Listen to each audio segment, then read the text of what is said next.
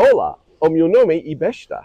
O meu nome is Steve, and this week we are talking about learning Portuguese. We're in the beautiful resort city of Sesimbra, just outside of Lisbon, where we're visiting a friend who's in town from the States. So, thank you for watching week 13.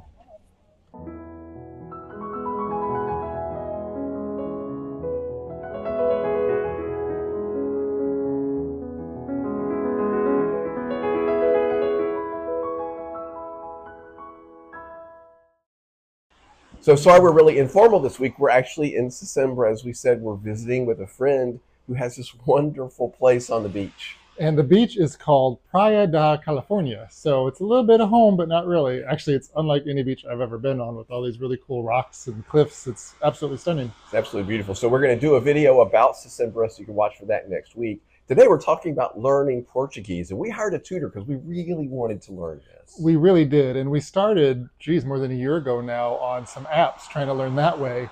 And as we made the move to Portugal and it was becoming a reality, we decided we needed to up our game. And we were fortunate enough to find an incredible tutor. So before we talk about our tutor Lucio and share part of our conversation with him, we wanted to give you an idea of what it's like. If you've traveled abroad, you want to know some pieces of the language so you can be courteous and respectful to say hello and things like that, and some certain questions to ask. But also, if you're just walking around in another country, I'm betting that you could figure out what some of the signs mean. So I thought we'd play a little game. Yeah, there's a lot of intuitiveness involved whenever you're looking at some of these signs. And fortunately, you can kind of figure out what the directions say. So we thought we would quiz you and play the little game. We're going to show you 4 signs that we saw sort of around town. See if you can figure out intuitively what they mean. So here's the first one that we saw on the street when we were walking through the city of Anjos. And I think it's pretty easy to figure out what this one means. All right, what is it? Well, reduce your velocity. So slow down. There's a school nearby. And of course, the pictures of the kids helps out a lot. But again, I don't think you have to know Portuguese to know what that means. All right, so the next one is a sign that we also saw on the side of the street here where we are in Sesimbra. So look at this and see if you can figure out what this one means. Well, obviously it's a parking sign. And vehiculos turísticos means tourist vehicles, and the ate above the 15 means up to. So you can park your tourist vehicle there for about 15 minutes before you get in trouble. I think this was outside the museum down the street here. Okay, and then there are the last 2 are 2 signs that we saw in our gymnasium. Here's the first one. Take a second and read these, see if you can figure out what you think this is. All right, so aviso is obviously sort of be advised, and if you look at the word, you can see the word toalla. So a towel, it's basically thank you very much for using a towel while you're working out, and don't make our gym equipment gross. And that's not exactly what it says, but it's what it means, and you can tell by looking at the words. And the last one is just a sign going into one of the rooms at the gym. I think you could probably figure this one out also, at least most of it. Yeah. All right, and it is? Aula means classroom. So obviously it's a doorway going into this space, and it's also says a studio. So it's a studio where you can get your workout done too. So as we said, we wanted to learn how to communicate better than what we were able to get on the app. So we found an amazing tutor named Lucio Neves, who is incredible, super friendly guy, and he is a language specialist and speaks 4 different languages. Not only is he teaching us Portuguese, he speaks English, which is very helpful when you're teaching English speakers how to speak Portuguese. But he also speaks French and he speaks Spanish. So he teaches all 4 of those languages as part of his specialty. We're so thankful to have him help us. We had dinner with him. So this is a recording of us talking about how he teaches language. He gives advice if you're thinking about trying to learn another language, especially Portuguese. And I think you might find this interesting. So here's some clips from what he had to say that evening. Cheers. I would say that Portuguese is the most difficult and complex Latin language to learn. Although, if you master it, you will have a lot of tools to understand other Latin languages, such as Spanish, Italian, French, Romanian. And by knowing the language, you don't have struggles understanding them. Even if you don't speak Spanish or Italian or French, you will get most of it. If you love the country, the language is going to be always a barrier, but becomes easier and easier to understand the language because you love the language, you love the culture, you want to learn it badly, and I think you put all your effort and heart on the language. And my experience, I can talk about my experience. I helped more than, I don't know the number, but over 200 people. That I can guarantee, and the majority of them were from United States. And what I can say is, everyone who came, everyone I helped, like generally speaking, they have the love and the caring about the culture and the people in the country, and that helped a lot because when you have that, when you can call Portugal your home, I think the language is not a barrier anymore and becomes something that you want to learn, and it's part of your life.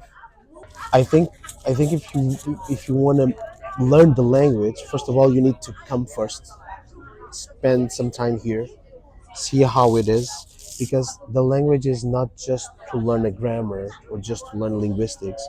It's to be part of the culture, because we have, like in English, if you say that in British English and American English is the same, is wrong, because you have your own path of the language, you have your own culture.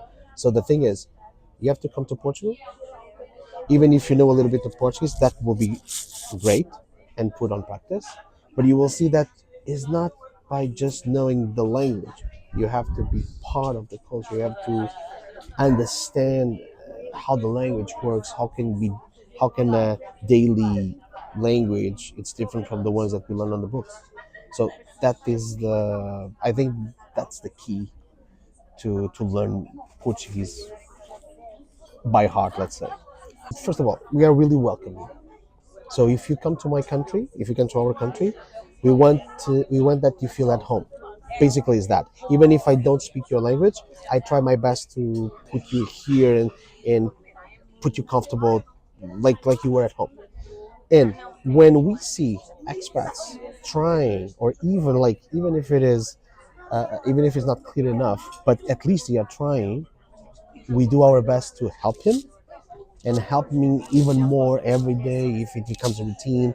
And that is part of our essence. We are really welcoming, and we are really people that really cares about the ones who cares about our culture. And I think that is a plus when someone comes and wants to be part of the community. For us, fills up our heart, and I think that's the way that it should be. I always see what I have in front of me.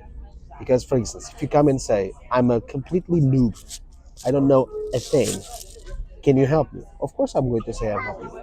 But the thing is, maybe the approach that I'm going to have with that kind of person is, okay, let's start from scratch. I don't like to spend so much time on scratch, but I'm going to help you. I'm going to give you tips, and I'm going to give you shortcuts for you to improve yourself faster. And then when we reach a point that you really need to have a conversation and to help you with an intermediate level, that's different because the approach is going to be different. For instance, in your case, Steve has a background in Spanish. You didn't have a background at all. But the thing is, I could adjust the levels, even know that Steve has a background in Spanish. I could adjust in a way that could be fun for him and could be enjoyable for you, and then you could learn the same time, and the progress will be more or less the same. Of course, you have different questions from Steve, but the idea over here is when you learn the language, must be fun and must be with love. That's all. What really matters is that it must be fun and must be enjoyable, and I must put heart on it, and that's what I like to do. Is pass my passion about the language that I have and the culture, of course. A person doesn't have background at all. Just come in a parachute and just say, I want to learn the language. I want to learn Portuguese. Okay. I would say, honestly opinion, I would say an year. I would say an year. Okay. Know the basics. Right. Enough to get by. Enough to survive. Right. A little bit more, but enough to survive. Survive it will be for sure. But have a simple conversation, yeah, an year. But has to put effort every day, and it's going must be daily. If you come to Portugal and you want to live here, I think my honest opinion would be embrace everything, be part of everything, learn the language, try to communicate in Portuguese. You're not going to be an outsider. You're going to be always embraced by us because we speak English. That's not a problem. But in Portuguese, you will see that if you do that, uh, you will see that you are going to immerse more in the culture. You're going to learn more what is to be a Portuguese person. And I think that's what really matters in the end, because in fact this is going to be your home. So Yeah. We had such a great time with Lucio at dinner. He also helped us sample some Portuguese cuisine, which was really cool. And he's originally from Portugal. He grew up in Coimbra and has been here and throughout Europe and even Brazil for a lot of his adult life. There's also some clips that are not in that interview that we have on our YouTube channel that you can hear some of his deeper thoughts on what it's like being a Portuguese instructor. All right, so watch for that content. There's two other things we want to make sure you know about. This week's video is about the St. George Castle, the famous Castelo de São Jorge, which is up on the hill. Almost anywhere you are down in the city of Lisbon, you can look up and see the castle there. You do a great job of explaining a lot of that history of that wonderful place. Well, there's a lot of history there, and it has had multiple lives. It's been reconstructed, and just the chance to go wander around on the walls and stuff is absolutely amazing. So find that on YouTube and get sort of a deep dive into the history of that and some wonderful views that you can see from up there. All that's on the video. And then you have a new Substack this week that's really interesting. I do. We had an opportunity to visit the actual tomb of Portugal's very real corpse bride. And I swear I'm not making it up.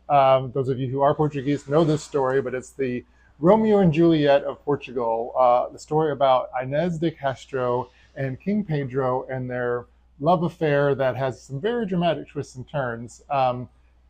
Read the Substack, you'll get the whole story. And I talk a little bit about it, what it was like being in this amazing monastery where we had a chance to see these tombs for ourselves. It's quite an amazing story. You just really won't believe it. So go and check that out. And remember, there are extra short clips with Lucio that aren't in the video that we released today that talks about his experience as a teacher as well. And we hope that if you do decide to learn another language, that you find somebody as great as he is in helping us.